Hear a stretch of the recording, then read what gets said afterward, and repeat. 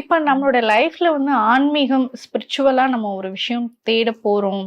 இல்ல ஏதாவது ஒரு இடத்துல ஸ்டார்ட்டிங் பாயிண்ட் அப்படின்ற ஒரு விஷயம் இருக்கும்ல. சோ உங்களுக்கு எந்த ஒரு மூமெண்ட்ல ஸ்டார்ட்டிங் பாயிண்ட்டா அது அமைஞ்சது? ஸ்பிரிச்சுவல் ஆ. ஸ்டார்டிங் பாயிண்ட் நிறைய பேருக்கு நிறைய விதம் இருக்கும். விரக்தியில ஆ. பக்தி வரும்.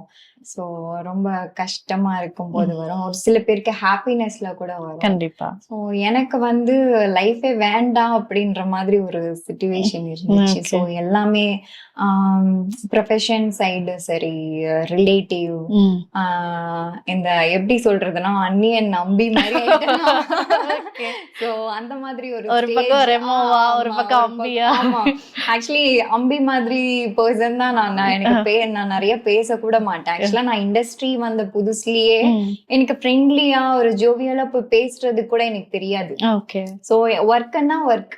சோ அதுக்கப்புறம் நம்ம ரூம் போயிட்டோம் அப்படின்னா அமைதியா தூங்குவேன். அப்புறம் அந்த டைம்ல மெடிடேஷன் இந்த மாதிரி விஷயம் பண்ணிட்டு தான் இருந்தேன். பட் திடீர்னு ஒரு சேஞ்ச் அப்படின்றது பெரிய அதிசயமா போச்சு எனக்கு. என்னடா லைஃப் இது அப்படின்ற மாதிரி தோணின ஒரு டைம்ல தான் எனக்கு ஸ்பிரிச்சுவல் கனெக்ட் ஆச்சு. மொத்தத்துல சொல்ல போனா லைஃப் வேண்டாம், என்ன லைஃப் சும்மா எல்லாத்துக்குமே காம்படிஷன், எல்லாத்துக்கும் ஒரு ஈகோ,